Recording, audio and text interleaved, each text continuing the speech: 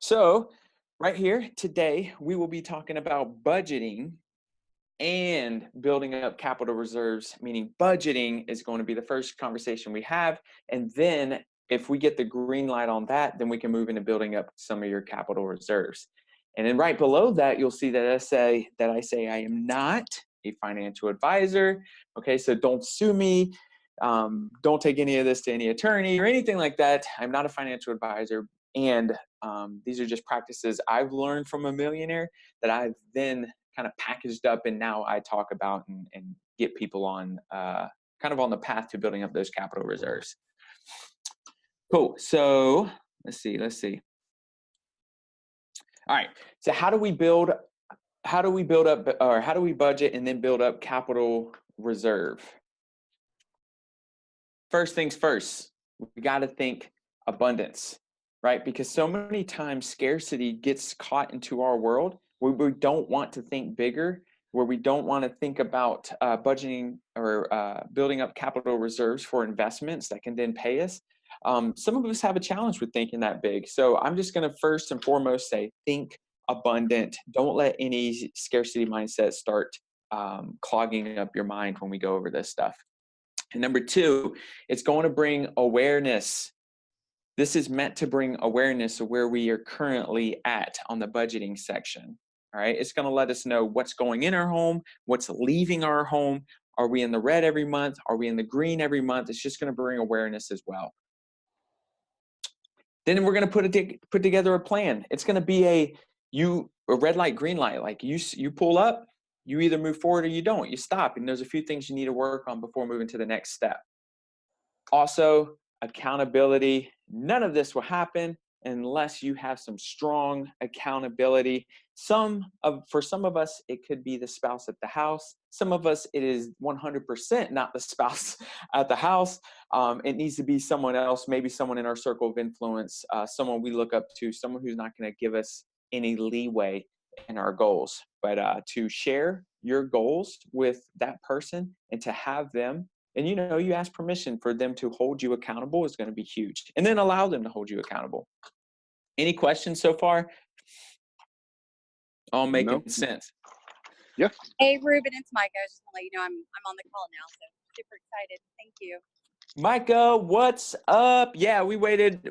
I wanted to run at 9:32. So, but do you have any questions at the moment? Anything that you've seen, Micah? No, I'm just listening in. So Awesome. I appreciate it, and I'll chime in from time to time, but I'm just kind of listening. Awesome. Very cool. Very cool. So this next slide is, I actually have a Word document that I can send out afterwards. I'm sure if there's a way, Micah, if there's a way that we can collect email addresses, or maybe we can tag them in one of the Facebook groups or something where I could then send this next slide to them to work on, that they could bring to their spouse or whoever else they really need to bring it to. This right here is the monthly budget to wealth. Right?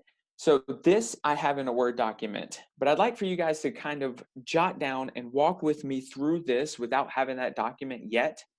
But looking at this, what I'd like for you to do first on the going out side, meaning the monies that are leaving your household, next to each one of those categories, write the approximate amount. Now, this is not a concrete plan. This is not the end all. You will find that there's more expenses, or you'll find that some of these categories aren't as high as you first thought when you go back to the house and kind of start breaking this stuff down. Now, this is step one. If you're serious about building wealth and if you're serious about building up capital reserves, right here is step one, going out. There's school loans, right? We always hear about the school loans. If we're in real estate, we find that people can't get approved because of how heavy they are in school loans. And that's one of the biggest factors of monies that are going out. So if that is a thing in your world, make sure you put that amount next to it. This is a monthly cost leaving your household. School loans, car payments, and maintenance. Put that next, whatever that approximate amount is. Insurance, right? For some of us, that was a punch in the face, and that's a pretty high price for some of us. So make sure you write that down, that his money's going out. Groceries, if you like to eat like me, make sure you put that money out to eat, entertainment, family fun, shopping, gas, Now, I will say gas and maybe even car payments and maintenance, if that is a business expense, you do not have to put that down right now. This is pure personal expenses. Phone, and that can roll right into business as well. But if not, phone, childcare, right? At one point, childcare was more than my mortgage, right? Because that's a big expense. So childcare, put that money down. Education that you may be doing. Anybody have a question? Sorry, thought I might have heard something. Maybe not. Okay, gym, mortgages, if they're not investment properties, utilities, pets. For some people, pets are your children. And this is a big one for, maybe first year, second year, maybe sometimes even third year real estate agents. What is your real estate business after P&L, right? If you're in the red and it becomes a cost, your real estate business is then a cost, and you're dipping into your own savings and your own checking and everything else, go ahead and put that down right there as well. Also, what other kind of expenses that you might have, make sure you line it up and write it down there as well. Any questions on this?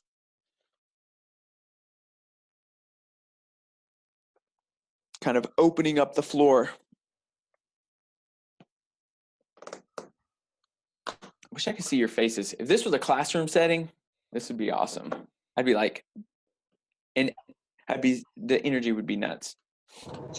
Hey, Ruben, I actually do have a question. So, this is something that I do kind of just mentally, but where do you see a lot of agents? Oh, you broke up. You said, where do you see it? You're breaking up on my end.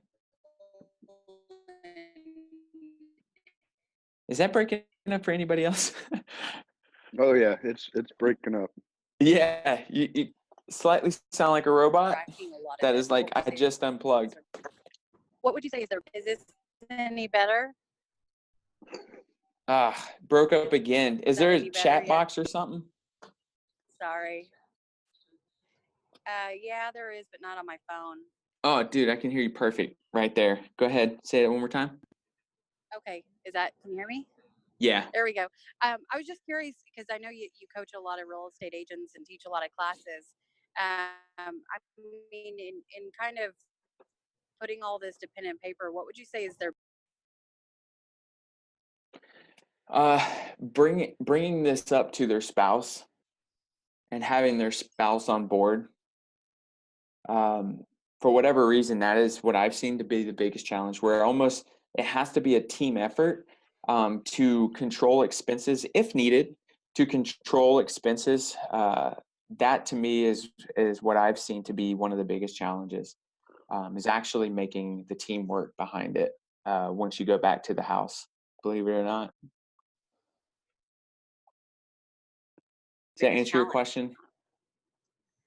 Interesting. Yeah.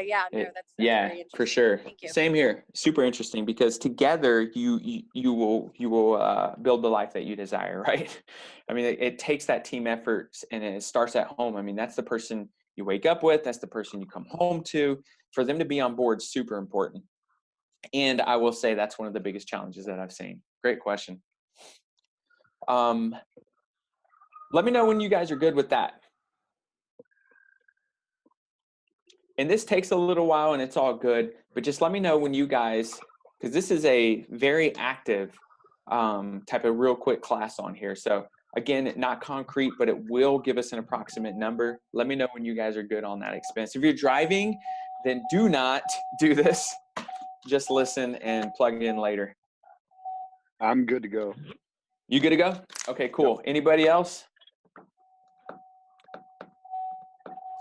Awesome. So once you I'm driving, so I won't be doing it.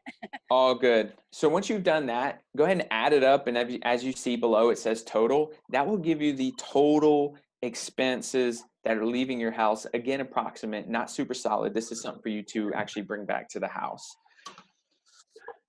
All right.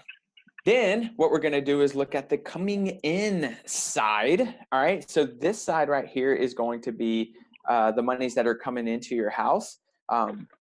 So now after P&L for real estate, if you have a profit and loss, if you don't have a profit and loss, then that should truly be step one on that side. You should figure out if your business is profitable. And if so, make sure that you put in your salary, or if you pay yourself, that real estate money is coming in. Along with rent, if you do have investment properties, dividends, if you do have stock that pushes off dividends, profit share, and maybe even revenue share, make sure you put that in there as well. Do you have a second job? Some people have a second job, right? So make sure you put that money in. 401k, the spouse's income, retirement if you're retired, and other. And let me know when you guys are good with that.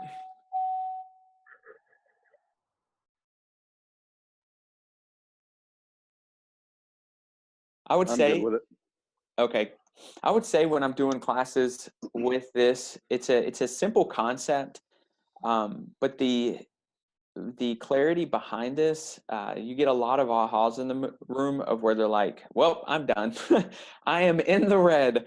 And truly that's where we stop for those people, right? Because we're not going to move further on for them to take more money out of their world to invest into capital reserves for other investments if they haven't even got that first step in control. So this is where a lot of clarity comes in. So coming in, money coming in, go ahead and add that up and add it to the total. And then obviously you'll see the difference, the approximate, and the difference between those two amounts. Go ahead and put that in that line underneath that. And again, everybody who is here, we will send out the Word document so that way you can really go home with it and play with it and figure out what these numbers are. But right there, that difference will either be, there will either be a minus sign or a plus sign in front of that number, right? If it's a minus sign, then you need to go back to that spouse, have conversations, fierce conversations about the money's going out and the money's coming in, right? If that's not in the green, then we really truly shouldn't be moving forward after that. Does that make sense to everybody? Yeah, Yep, I absolutely. will say my household tends to be on the same page with this stuff, but I certainly agree that a lot of real estate agents don't track their numbers and don't realize that they're actually not making money. So Yeah. I like how easy you've made this, to kind of be able to calculate the numbers. Yeah, and I'm just standing on the shoulder of giants, right? So if you guys know Ben Kinney, he is an absolute beast in the real estate world. And I went to a class and he was teaching it, and I just wrote everything that he said down. And this is essentially what he said in the class. So I'm just following the path of a millionaire, right? And he made it very simple. And I've added stuff along the way to this, but and he has made it so simple that we know where to stop and where to move forward and where to multiply and where to take away and where to add just by this one piece of paper. But is there any other questions before we move on? And seriously, guys, any question is a good question. So don't feel as if you can't ask a question. Please ask questions.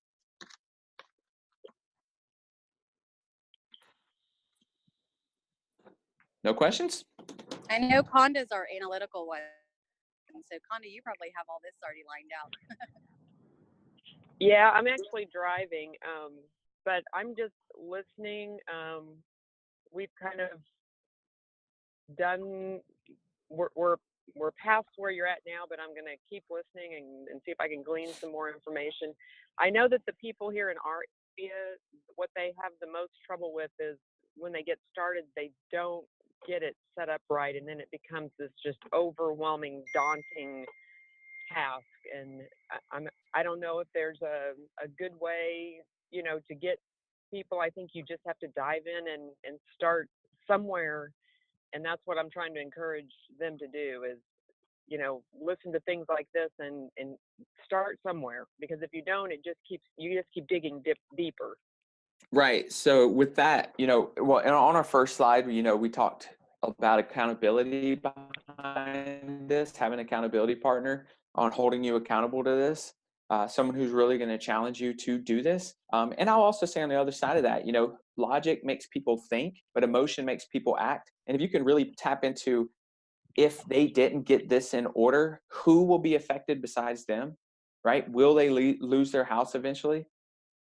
Right? I mean, how hurtful could it be to where it would spark something in them to take action? Right? Because logically it makes sense. We should track this. It completely makes sense, right? But until the emotion is really tapped into on the person, they won't act. They won't know, right? Because they sometimes don't look past themselves. They don't look at who they're truly going to be affecting. But both the good and the bad. But more people will walk away from pain than they'll walk towards pleasure. So make it hurt next time you have that conversation, and be okay with it. Right. All right. So now that we have it, let's pretend we're at the plus mark, right? So we worked on our expenses, we worked on the money coming in, and now we are in the plus on that approximate difference, right? We're in the plus, so good to go. So the next thing that we're going to do is add 20% on top of the total amount going out. Now, does anybody know why we would do that? Probably because it's going to happen. Yeah, more than likely. Yeah, it's going to happen. What else?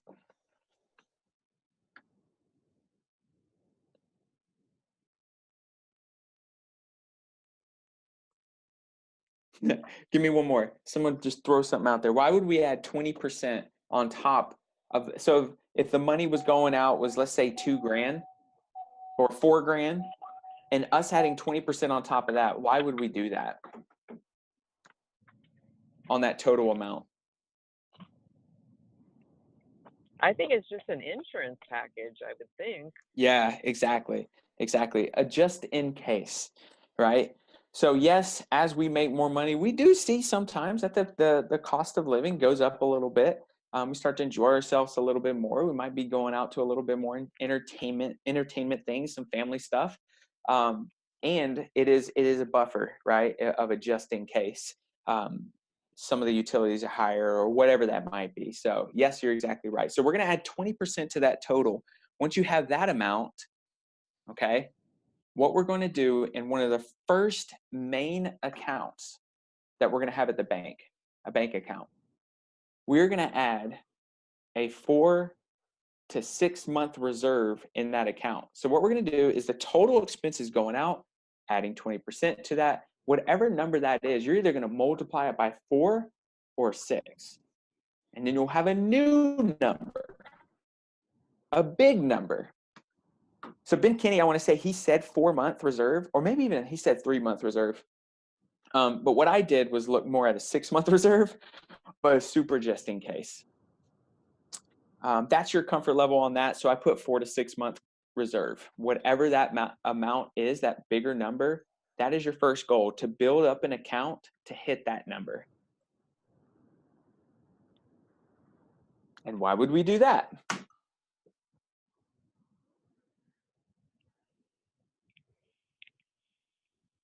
There's a little bit of that give you some security there.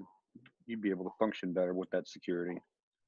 Right, exactly. So if we're gonna dump more money into investments, we're gonna feel a little bit better that we have a 4 to 6 month reserve sitting in the account at the bank of a just in case. Okay. Of a just in case. Any questions so far? It's a very red light, green light play all the way up to this point. Any questions, guys?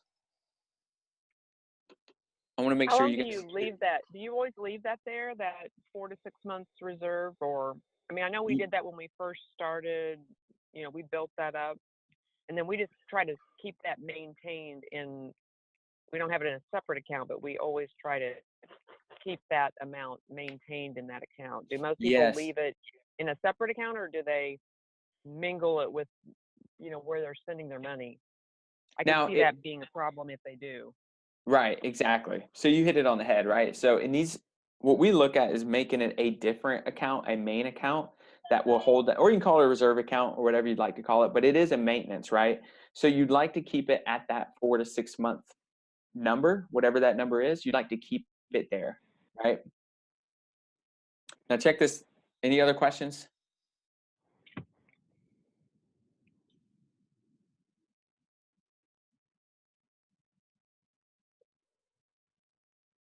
No other questions? Are we good? Looks good.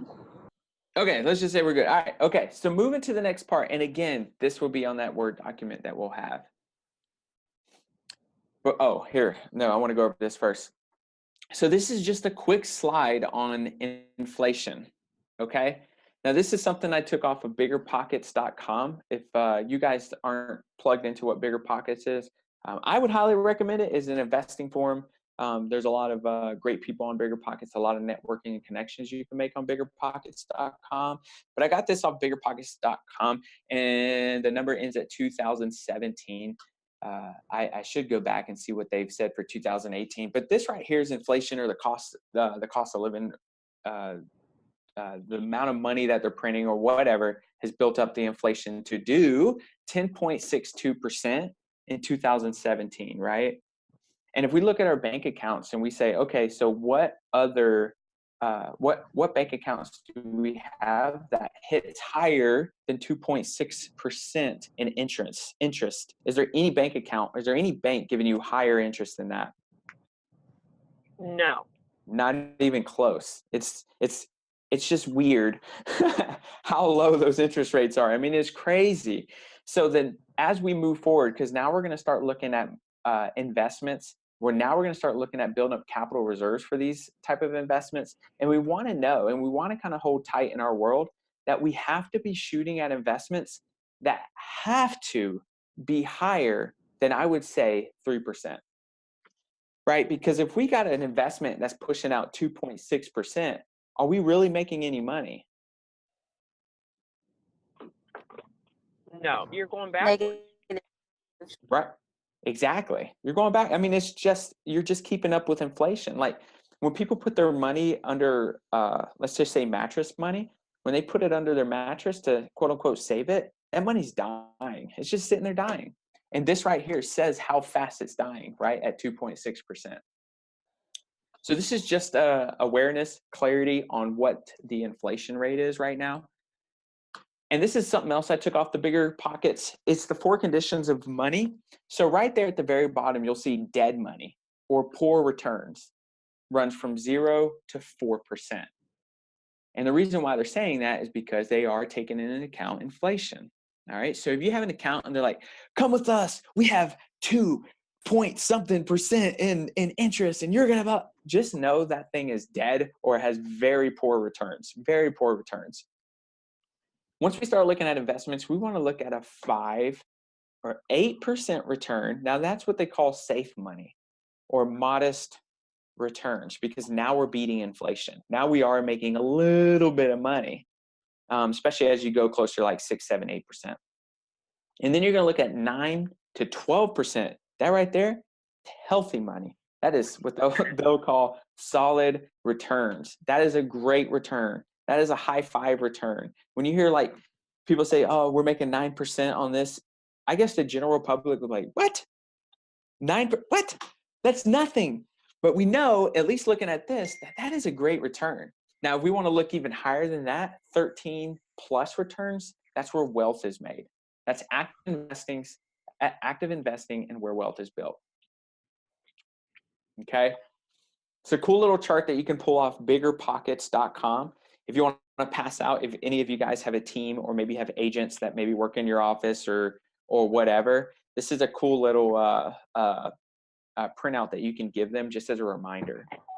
Or hang it up on your mirror, hang it up really in your world. Just a reminder to look at these returns. I know that we're looking at Airbnbs pretty heavy this year, and we aren't moving past. We want a 35% return on these Airbnb investments, right? So we're looking at more of the investing wealth building side. Any questions on that?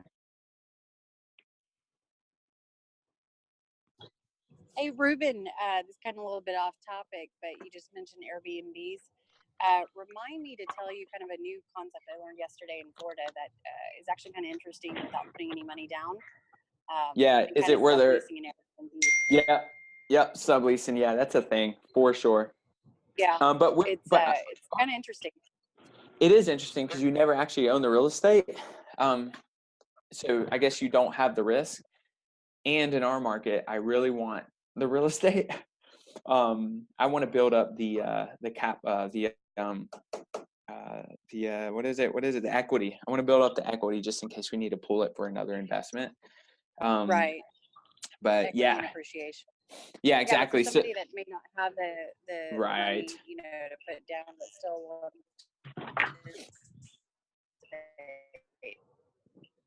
Yeah. So what she's referring to just real quick is actually walking up to an owner of a home who is renting out their home. You talk to them about that lease. You lease that property for whatever 6-12 months with the condition that you can also lease it as well. And so they'll put that property on Airbnb, and they'll make, I mean, you can make 10x, 2x, 3x on that rental income, pay the landlord, and then you keep the profit without ever really dipping your hand or getting your hand bit by the risk, because the owner holds the property. It's pretty cool stuff. For sure. Man, entrepreneurs, man, they're just relentless. You can't tell them they can't do anything. They will figure out a way. I dig it. right. I thought it was we don't have that in Oklahoma,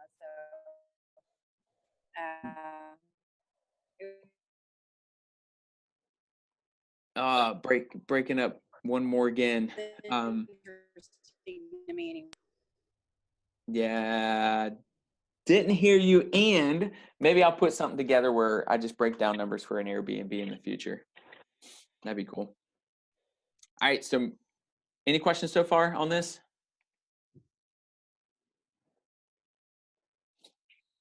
Does this make sense? Is there anybody have any ahas or is this something you already knew?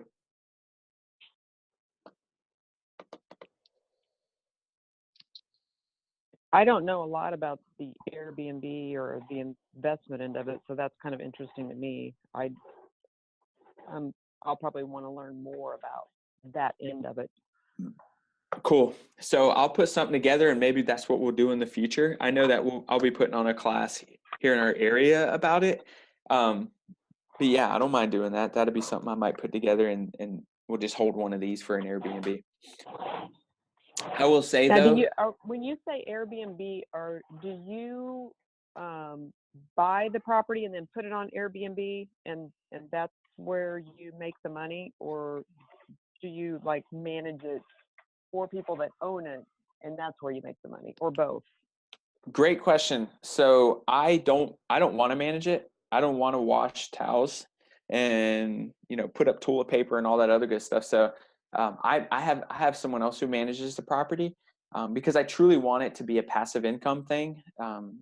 So yeah, we'll look at property, but we'll look at property as Airbnb being plan B and plan A being long-term investment, just in case municipalities want to kick out Airbnb in my market. Right. But as soon as we get it under contract, then we'll run the Airbnb play. But we are set up of a just in case we need to go long-term with it. So we'll run what they'll call a 1% rule on bigger pockets. So whatever the sales price is, 1% of that sales price, that's about what you're looking at on the rental side, what you should be shooting at. Can it rent for, if it's $100,000 property, can it rent for $1,000 a month in that location, given the condition, everything else? Okay, gotcha. Cool. That was a cool little side conversation. Any other questions?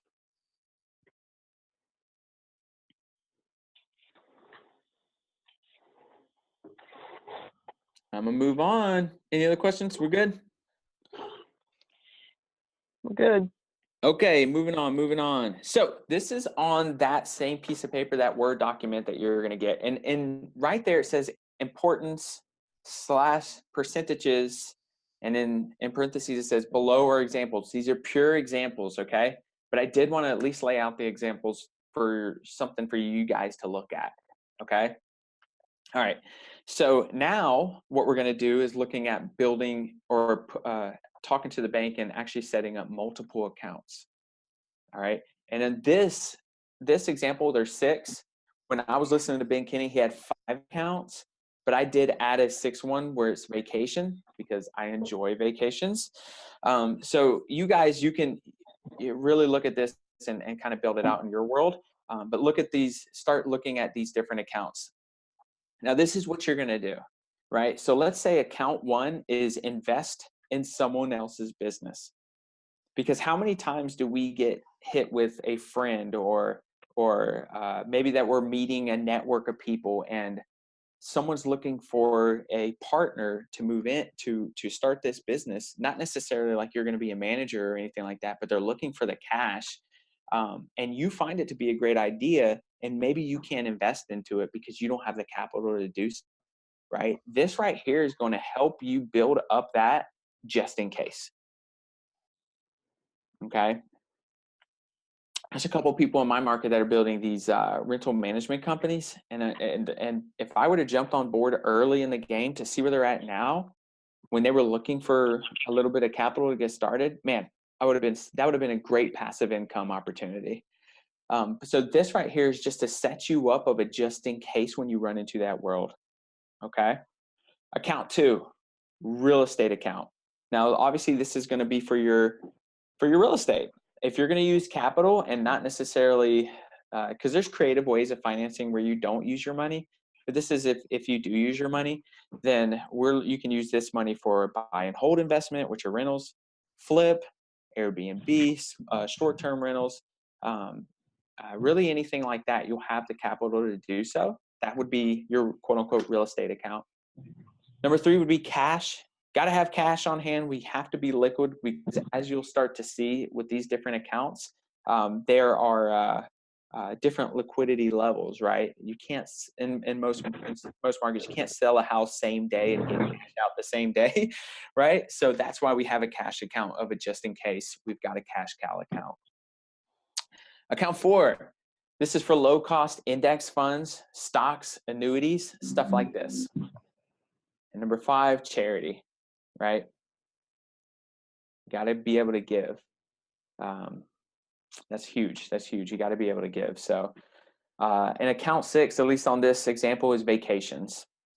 All right. So that would be the first step, is to actually give a title to your accounts and what they'll be used for. All right. And then what you want to do, having that conversation with yourself and with your spouse, is which one's most important. So if you look to the right, they're all numbered per importance to what we were looking at. Number 1 being the real estate account is most important to us.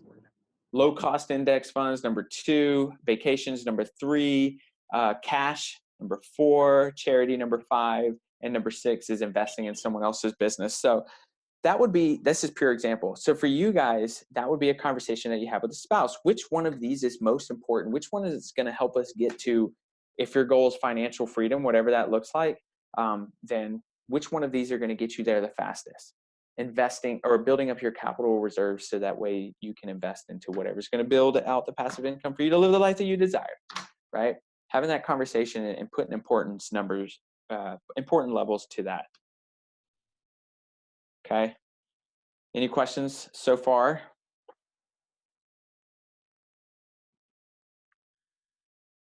Is it kind of going over your head, or do I need to like kind of go back and say anything, or are we good to go? I'll just keep moving forward. We're good to go. Awesome. So next, what you're going to do per importance levels, now you're going to add a percentage, and I'll tell you what that percentage is here in a second. But you're going to add, now that you know, for example, the real estate account is the most important, how much percent of the monies are you going to put into that account? Now, the way that we're going to break down this is, remember your reserve account, that number, let's say it's, for example, let's just say 30 grand. Now, the money that starts coming into your world that you put in that account, soon you'll start to see that account going up, right? So it might go over 30 grand. It might go to, because when you're in the green on the budgeting side of your business or in your personal life, you're going to have more, you're going to have a surplus, right? So as that account starts building up, maybe past that 30 grand, let's say that you're at 10 grand or 10 grand more. So you're at 40 grand, right? So you look at your account once a month and you look at that and say, oh, snap, we're over 10 grand. Now we know how to allocate that 10 grand within your accounts. So if real estate's the most important thing in my world, and I'm looking at my real estate account, I'm going to get that 10,000. I'm going to take out 30% of that money and I'm going to drop it into that account. Second most important, stock, low cost index funds, all that. I'm going to take 20% out of that 10 grand and I'm going to drop it into that account. So on and so forth throughout all of those accounts till you've exhausted all 10 grand into reserve accounts. Because the percentages for each one of those accounts, depending on how important it is to you, is obviously going to equal to 100%.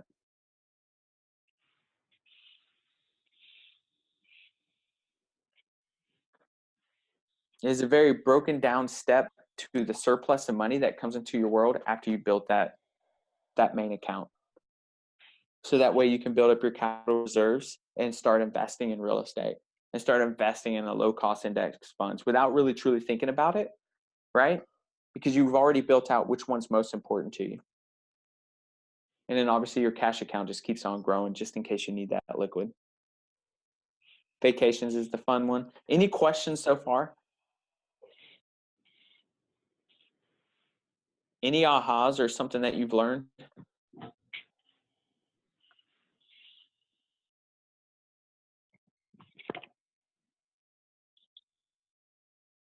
I think I'm just trying to figure out where I would want to start. I mean, I guess I'm kind of perplexed about, because it's kind of twofold. It's kind of budgeting for your real estate business, and then I think we're probably kind of ready for the next step, which is we've got the budgeting figured out and we're doing fine with that. But then the next step is like kind of what Micah and Hamadi are doing, and probably what you're doing is, you know, figuring out where you want to invest your money to keep growing. Yeah. Yeah. So which one, if you were to use these accounts as examples, which one of these accounts do you believe will bring you the highest return, knowing that percentage that we looked at, whereas the wealth money and the I guess the healthy money? Which one of those do you think that by putting your money in, you're going to get those type of returns? And what's my So you got to invest in someone else. This is pure example, by the way. These are the ones that we've used, and so did that guy, Ben Kenny. So you got to invest in someone else's business. Real estate, cash, obviously that's not going to bring too much. Low cost index funds, annuities, and stocks. So then you got dividends or anything like that. Charity, obviously that's not going to bring a financial return. And vacations, that's definitely not going to bring a financial return. You're going to go and have fun. So then you have real estate, investing in someone else's business, and low cost index funds, stocks, and annuities. I mean, yeah, real estate's definitely going to be the way to go. You just have to be smart and figure out where in real estate. That's right. Yep. And depending on your market and seeing what that looks like, because some people feel as if that flipping for them is way more valuable to them than a buy and hold investment, which is a rental, right? But that's got to match your goals. For my goals, there's a certain number that I want to hit for passive income, right? Where I sleep and the money's still being made. A flip is so active that I don't necessarily see that in my goal, right? It's going to be buy and hold. It's going to be rentals. It's going to be short-term and long-term rentals that bring in the cash. And if that's something in your world, then that's when you're building out that real estate account, and you know that this is pure example. So I'll just give you an example of what we're looking at. In my market, I'm right next to Fort Bragg. Okay. There's something called BAH where if soldiers don't want to live on base, they want to live off base, they get housing allowance. Okay. And the lowest ranking soldier, their BAH is going to float around 1,200. So that tells me that I need to look at $100,000 homes, right? Because if I'm doing the 1% rule, then I know that most of them can basically live there for free, which is $1,000. So now I'm going to use my real estate account to buy more buy and hold investments, because I am in my market. That works best for me as a long-term rental side. Right. But you got to look at your market and you got to say, okay, so which neighborhoods would be like school districts? You guys know more than I do what best school districts, or what's the best school districts in your market that people desire to live in. Like, what is the market saying when they come into your world? Is it a school district? Is it a certain location because of views, maybe of whatever the that area looks like? What is it that's attracting people? And that's the areas that you need to start looking at investing in real estate for both long-term, or maybe flips is in your world. Right. It's really challenging right now, I know, in a lot of markets, because everybody's in such low inventory and prices are rising so fast that even to buy a flip, it's very difficult to get it to make sense in terms of a smart investment. So that's and you're exactly right. And in our market, I've not ever seen it turn to a seller's market, but man, we are close. We're hitting multiple offers. We're having appraisal problems. I mean, it's getting there, right? So we're looking at, and I'm sure you guys are aware that the market's probably going to shift pretty soon. But so what you want to do is start building relations. One, go to these investing meetups in your area. They're out there, especially if you go to biggerpockets.com. That is going to be a telltale sign. That right there is going to tell you where a lot of these meetups are. Go to them, and does everybody know what a wholesaler is?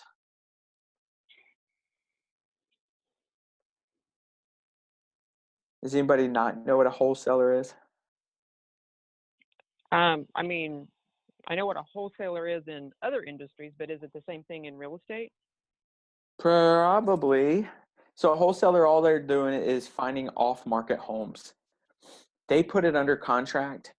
Let's say, for example, 60 grand. They put that home under contract contingent that it can sell for cash in a week, 2 weeks, 3 weeks, whatever they agree with that seller. They call what they call their buyers list, which are investors.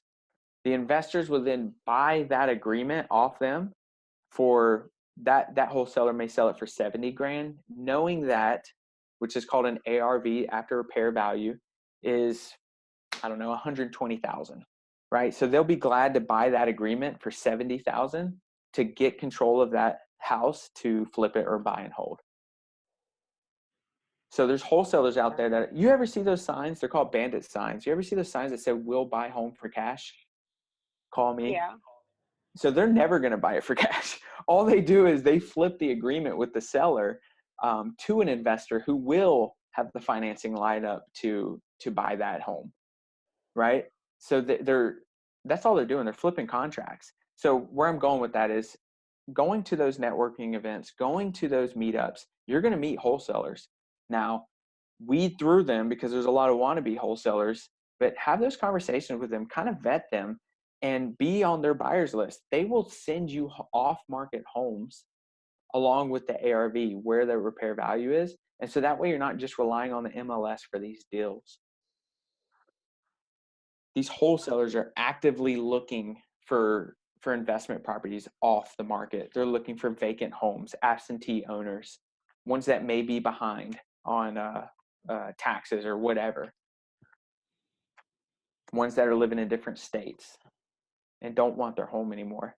So that's one play you can do, because inventory is getting tighter, but you're also, like, in essence, looking at the MLS a lot.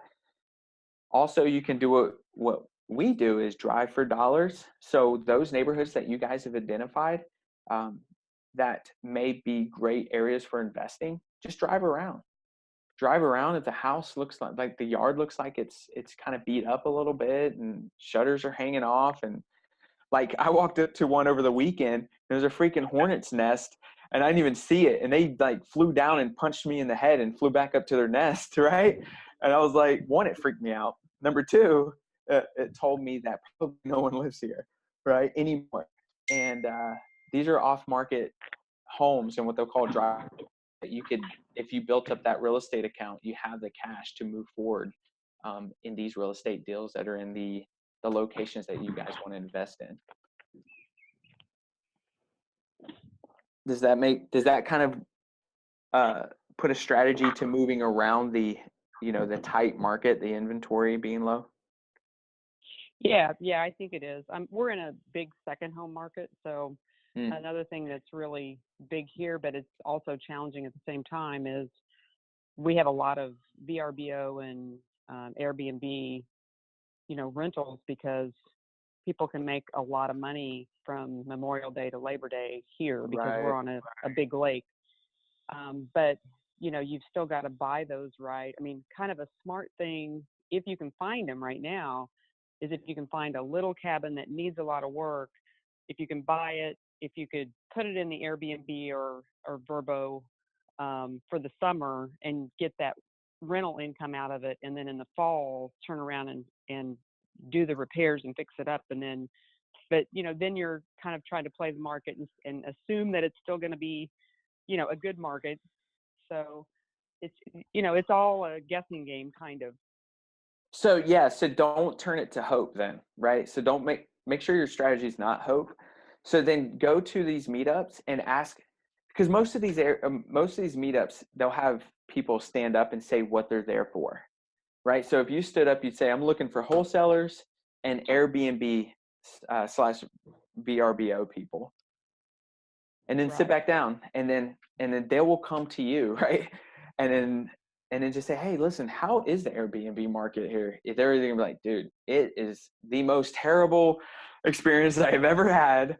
And then ask someone else, right? Because someone's always got something negative to say. But make sure you hit enough people where you can start gauging the market through other people's actions, right? Because I never thought there would be a Airbnb market here ever, until I met up with a guy and had a conversation with him, and I didn't realize just how much people come here for soccer. That would have never crossed my mind because of a university here that has a great soccer team. I just blew my mind with everything that goes on that people come here for. So, but I would have not known that if I didn't spark the conversation. And by the way, we're in real estate too, right? So when you network at these places, to make sure that you grab their information, you drop them in your database, you set up a follow-up, and maybe in the long run you can help someone they know or them buy a home or sell their own. But to kind of tap into the market and see what other people are doing is good. For me, it's been good.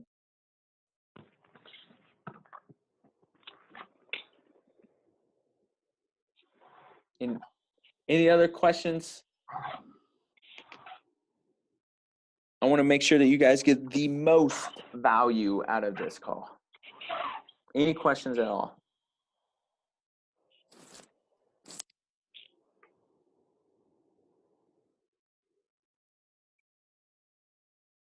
Nobody? Does anybody want to share something that they've learned here today that maybe they haven't heard before?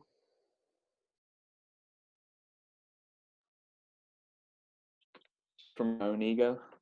That was a joke.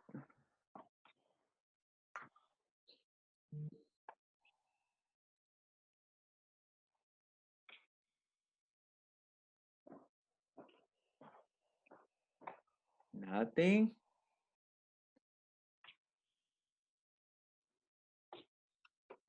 We've got 9 minutes. I can sit here super quiet for 9 minutes. Unless anybody else has any questions at all.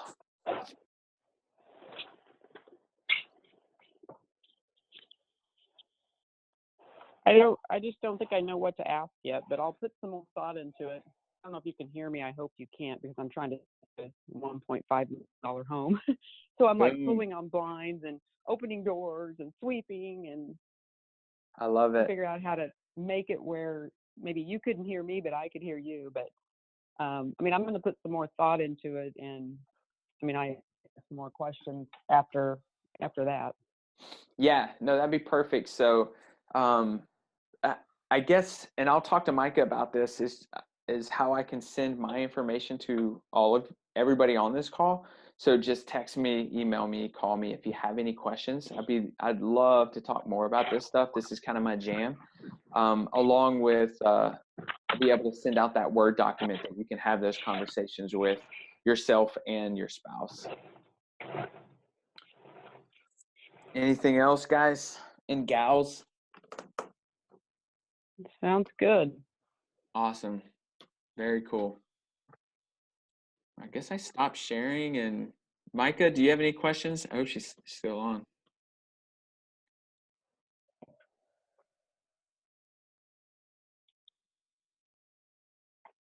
She may or may not be on, or she's just listening. But for the rest of you guys, I'm going to touch base with Micah. We're going to send out that Word document along with my information. If you guys have any questions, concerns, whatever, hit me up. I'll be glad to answer them for you, okay? Okay, thank you. You're welcome. Thanks, guys. Thanks for tuning in, and I'll make sure to get that stuff out to you guys. Have an amazing day.